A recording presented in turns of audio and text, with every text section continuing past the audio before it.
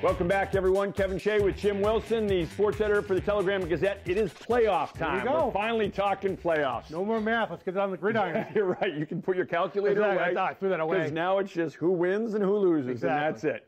Let's get. We're going to start with Division III. Sure. And one of the most intriguing matchups, if nothing else, because of what's going to happen in the lunchroom, what happens in the teacher's room. Doherty St. John's.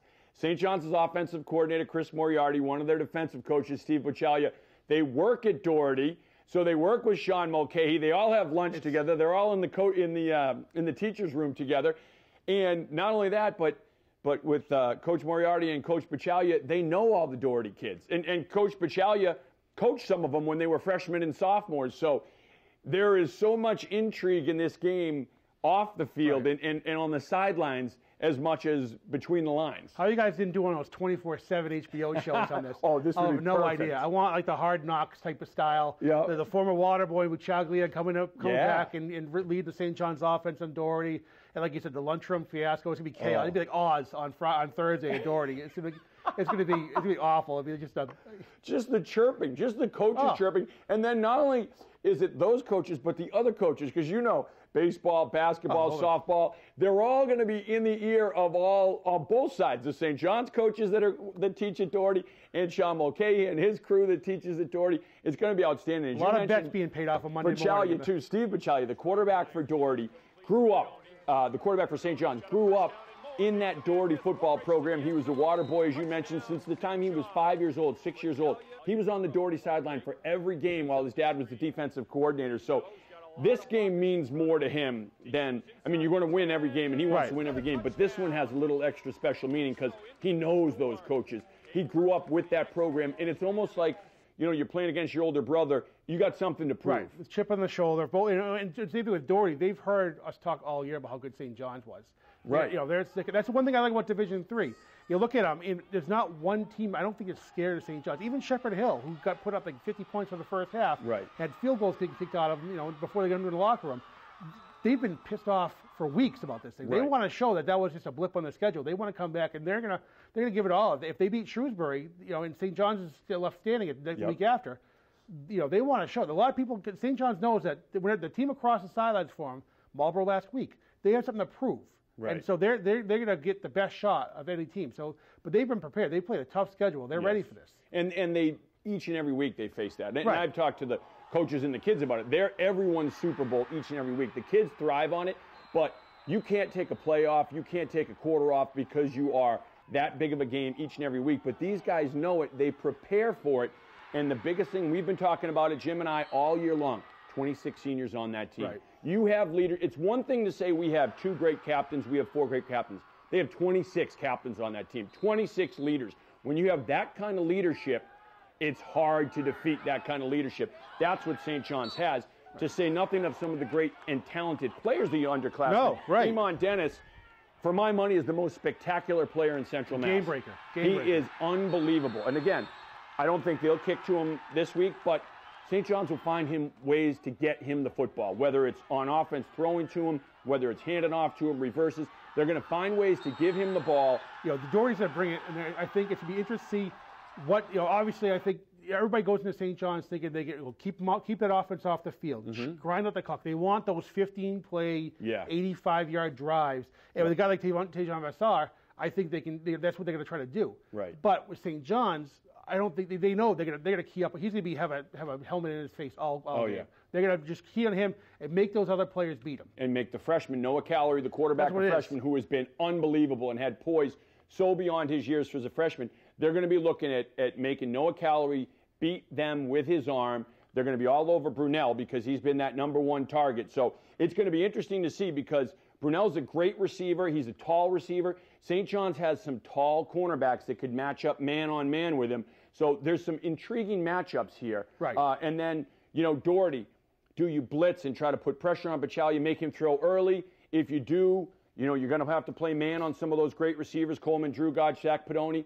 Or do you sit back and kind of play more of a zone, try to keep everything in front of you, give Bacaglia maybe more time, but try to force him to check down and throw shorter routes. That's the thing. I mean, I think teams are throwing a lot at St. John. They've seen everything. Whereas where Doherty's on offense, I think that you see a lot of disguised defense, make him read the right player, and all of a sudden a free safety jumps out of nowhere and jumps the route and is gone. Yeah. Because that's what St. John's, that's what Doherty has to avoid. Right. St. John, how many games you watch this year where St. John's just changes the complexion in 3 plays? Yeah. You talk about Dennis earlier, him just returning a punt or a kickoff, and next thing you know, it's a score, 3 and out, and another score in the special teams. Right. It's crazy how and they can rack up, like you said, it can be 21 points in a matter of 6, 7 plays, total game plays. And that's what's bad. Who played? Does Doherty play well frustrated? Right. That's what's going to be. Calm down, stop yelling at each other on the sidelines, just focus.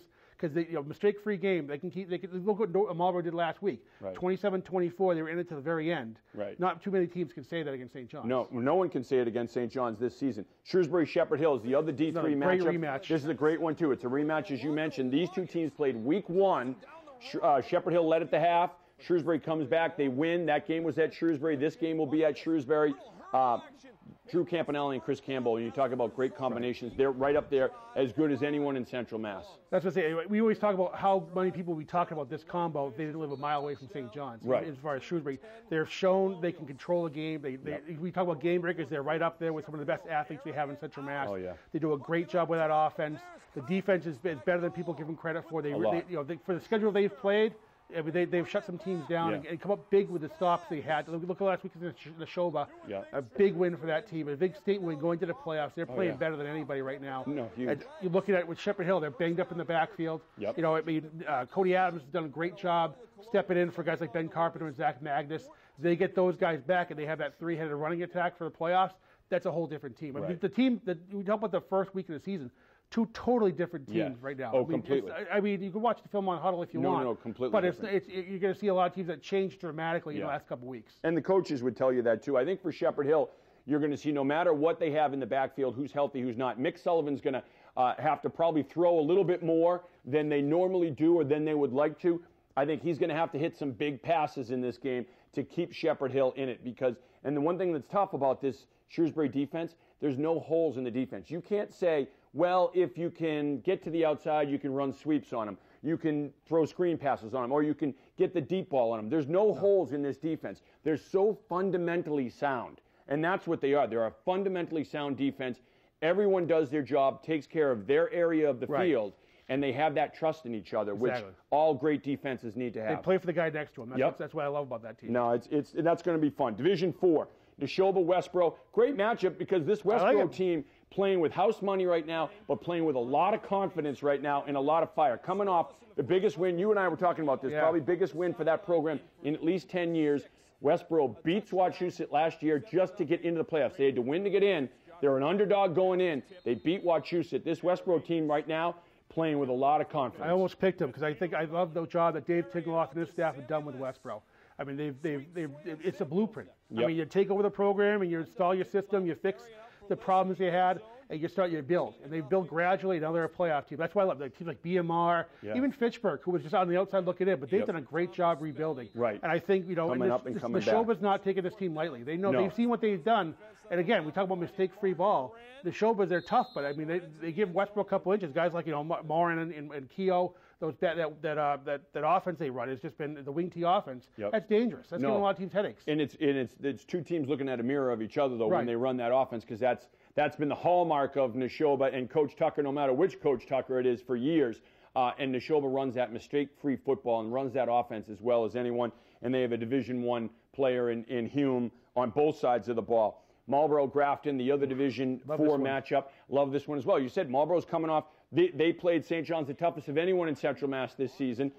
Maybe them and Shrewsbury, because Shrewsbury was really close too. Grafton is a team that has played a real tough schedule. They have been ready for this and playing for the playoffs all season long with the schedule they've played. Yeah, I mean, they're lost to Shrewsbury and Shepherd Hill. I mean, I'll take that. That's right. I mean, he's been saying the coaches have to think all year. This is what they did. You want to get black and blue during the regular season. It's going to pay off now. They got a real tough draw in Marlboro. That's going to be a bruising it. Bring your work pails. Those guys are going to just beat up each other up for a couple minutes. And that's another and there's a credit to the coaching staff too, with the Grafton and the Marlboro staffs. That Marlboro team is a mistake-free team, and it's all 3 phases. You watch them play I got to see them play North Middlesex a couple weeks ago, and they're going to beat you on special teams. They're going to get after you on defense. They're going to cause turnovers on defense. And on offense, they're going to put a lot of pressure on you. And I think what that coaching staff does so well is finds the weakness in the other team and exploits it, whether it's on the fly or pregame. Obviously, they're looking at all the film and saying, okay, this is what we're going to do. But if the team adjusts, they adjust just as quick. Right. They replaced so many people in the off season. It's like a by committee team. They don't have that one player where you look at like Buchaglia or Vassar. Look at that guy, that one workhorse they have. They have between Lou Vigian and Kevin Short, Evan Doherty is another great player for them. Their line is really developed well and blocking to open up holes for these guys. So you really can't key. If we stop player X, we're going to be in good shape. They don't have that anymore, which is great. And Grafton's strength is their line, and that's a veteran line coming back. So that's like you said. This one's going to be one in the trenches, black and blue game. Bring your hard hat and your lunch pail. Division 5, Nipmuc, Northbridge, the rematch. Again, is this the same team that played 6 weeks ago? Absolutely not. But 6 weeks ago, Nipmuc hung it on Northbridge. They shut out the Rams and they beat them big. So you don't think Northbridge wanted this as their matchup in the playoffs? Definitely. They wanted to get back, they wanted to get in the playoffs, and they wanted another shot at Nipmuc. And if you're Nipmuc, you've got the belt right now, and you're defending that belt. And they know that Northbridge, there might not be a better team the second half, second look. You get the Northbridge and that staff. They've been looking at that. What went wrong? You don't embarrass Northbridge twice this season. So I think that's what it comes down to. They're looking at what they did wrong, what they can do better. They have a couple injuries, shuffles of people around. They're figuring out what works. But Nipmuc's dangerous. They have probably the best defensive line you're going to see all year. Brett Carlson, George Maurice is a fantastic running back. Schlosky, Nick Clark at quarterback. They got some playmakers on offense. They can get the job done. They're going to give Northbridge all they can handle. Well, you mentioned the biggest thing for me is the defensive line at Nipmuc, and that's what controls the game against a Northbridge team. If you can control things up front with your D-line, that's how you beat Northbridge. Because you can say all you want about, well, Northbridge has these great trick plays and they have this great razzle-dazzle offense. But if you're getting pressure from your front four, that negates all that, because now you have 7 guys back on defense waiting for those things, and it's that umbrella defense. You're not going to give up the big play. And if you have pressure coming straight at a quarterback in his face, then your game plan's thrown out the window. Tear it up. Oh, Jake Szynski came in because of injuries. He's a quarterback. He's doing a great job last couple weeks.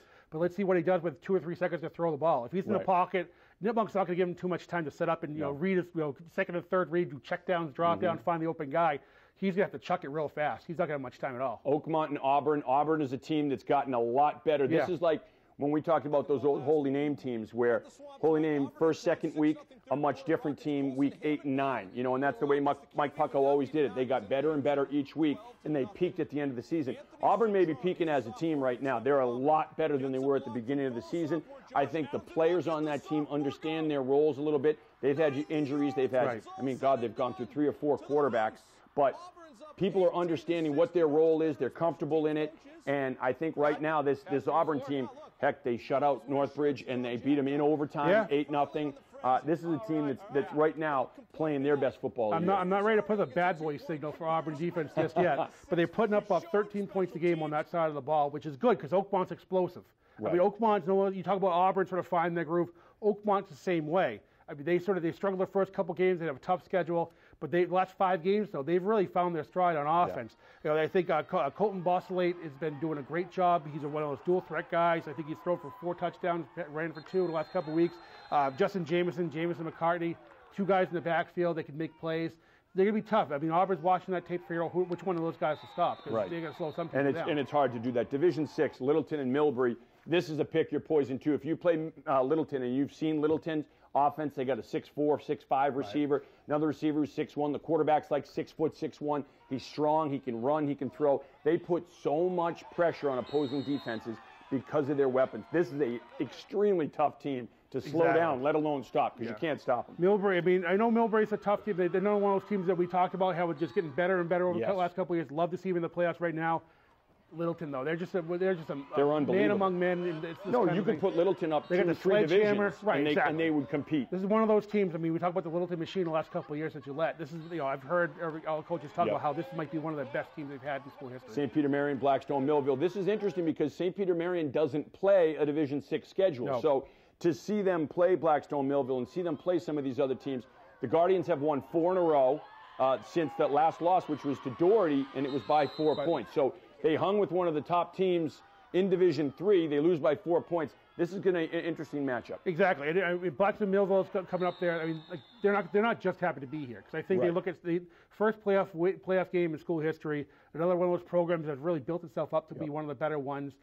They who you stop? You stop Danny Mom? You stop Matt Dunphy? I mean, they see that. I mean, St. Peter Marion has seen tough opponents all year. And physically, they've been up against it. Division 7, we're going to have to go quickly through these.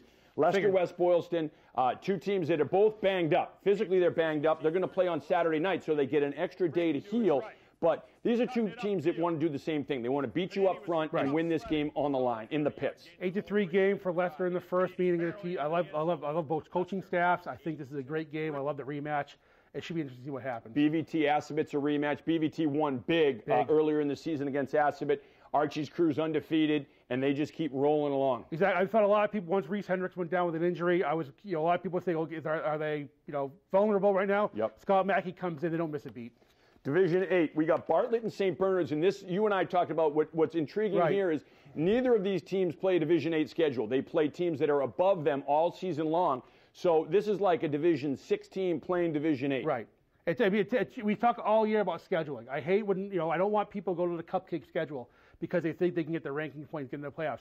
This is a perfect game to really look at what, good scheduling shows. It makes it tests the mettle of a team. Yep. They're really good. I love this game. Bartlett beat Tantasco a week ago. Now, Neshoba Valley Tech and Lunenburg, our final game. We got about 15 seconds. How do you see this one shaking out? Vinny Aramo at Neshoba Tech. I've done my research on these guys. He's a good dual threat guy.